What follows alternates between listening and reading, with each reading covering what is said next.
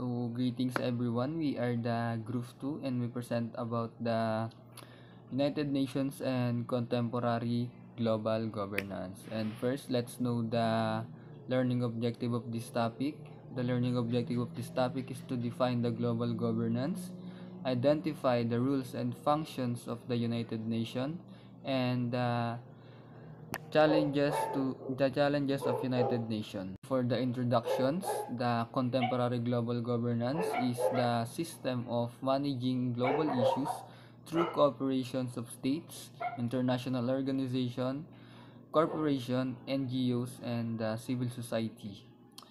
And next, the United Nations. United Nations established in 1945, and the main purpose of United Nations is to keep the security and peace of the world. Together, they solve the unpredictable issues and maintain the peace of our world. So first, let's go to the first topic, which is the contemporary global governance. Contemporary global governance is the modern system of cooperations among states, international organizations, NGOs, corporations, and civil society. And no single states holds the supreme authority, and the decisions are made collectively through sharing ideas of the corporations and organization and other global actors. They need to cooperate because, as I said earlier, there are no single states hold the supreme authority. So they need to cooperate to address issues, sharing ideas by addressing issues like pandemic, um, environmental issues, security issues, and the peace of the world. So, next natin is United Nations. Natakil na ni Sir last meeting yung United Nations. Sabi doon, United Nations promotes peace.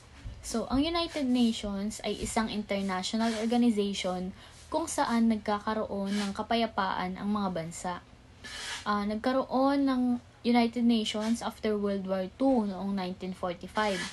So, dahil nga sa tindi ng pinsala na nagawa ng World War II, is napagdesisyonan ng mga leader na magkaroon ng isang platform or organization na mas effective at mas malakas kung saan maaaring mag-usap yung mga bansang may alitan para maiwasan yung digmaan. So, bukod sa ang United Nations ay nagpo-promote ng peace, ang United Nations din ay sinisiguro or pinoprotektahan ang karapatan ng mga tao, or ito ay tinatawag na human rights. Bukod doon, ang United Nations din ay tumutulong sa mga biktima ng sakuna, katulad ng bagyo or lindol. Meron silang mga agencies tulad ng World Health Organization, World Food Program, at iba pa.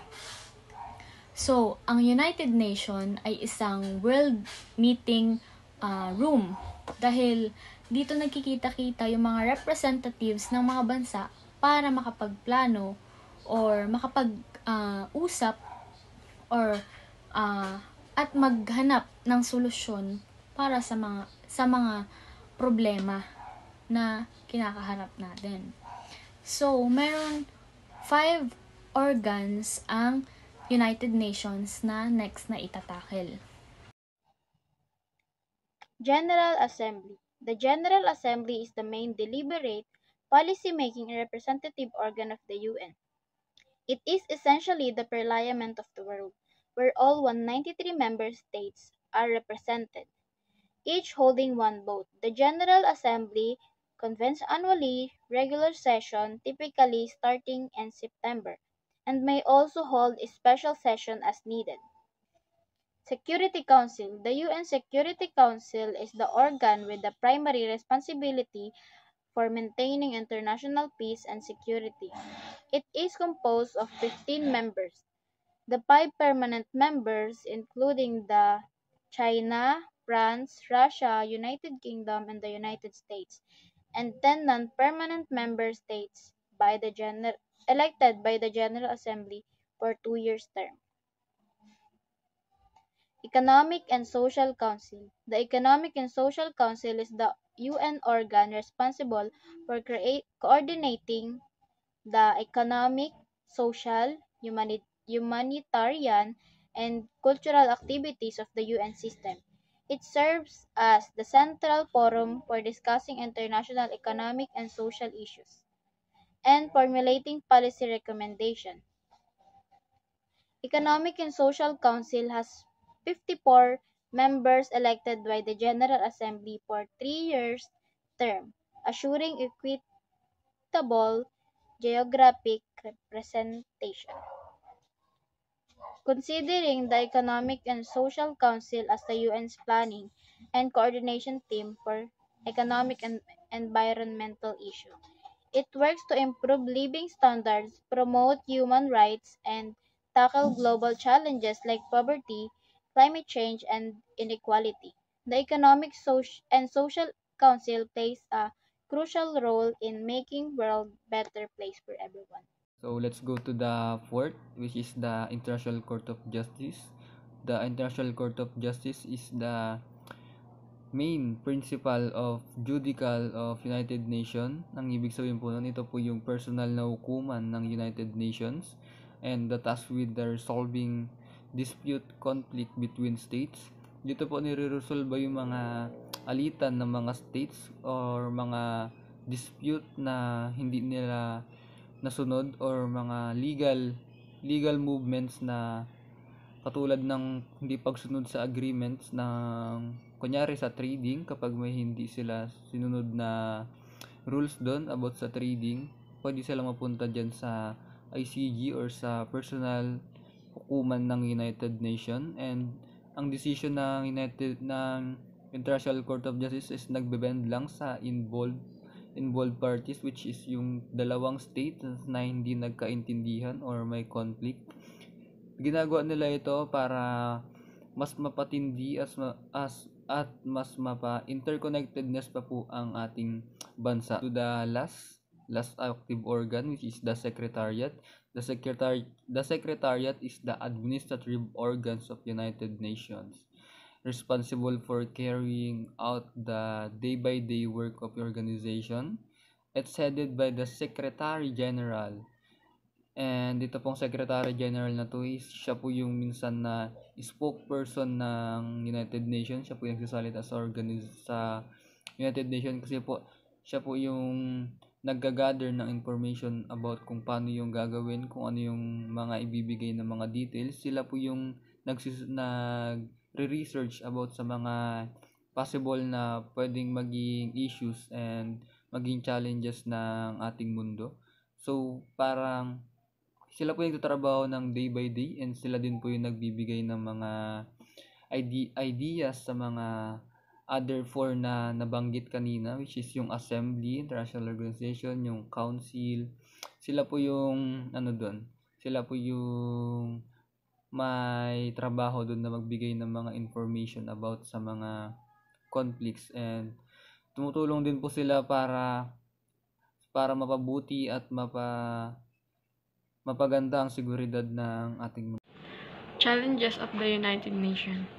The UN is not a world government and it functions primarily because of voluntary cooperation from states. The UN can force countries to follow rules or decisions. Gumagawa lang po siya kapag willing makipag-cooperate ang mga member countries, unlike a government po na may police o court para magparusa sa mga violators. At ang UN po umaasa lang sa willingness ng countries na makinig at kumilos. Issues related to security.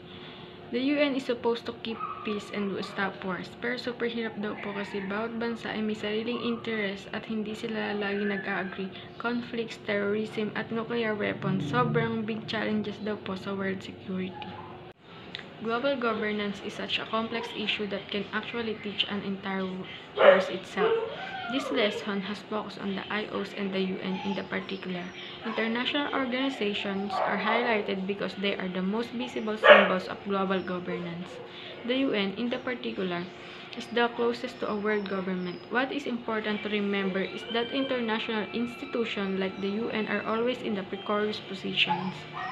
Global governance means pagtutulungan sa pag-manage ng world problems like climate change, poverty, human rights at wars. Malalaki at complicated po ang mga problem na ito at walang single organizations kahit po UN na kaya mag-solve lahat.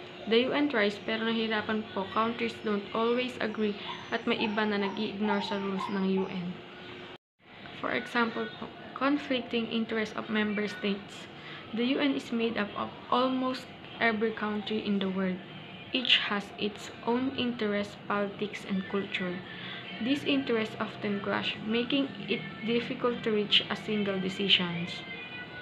Isa po ito sa challenges ng UN. Bakit? Dahil hindi po lahat ng states or county ay pare-parehas ng interest. Kaya po nagkakaroon ng conflict or alitan dahil dito. And lastly, hindi po sila madaling makagawa ng decision dahil sa conflict na yan. And that's one of the most challenges faced by UN.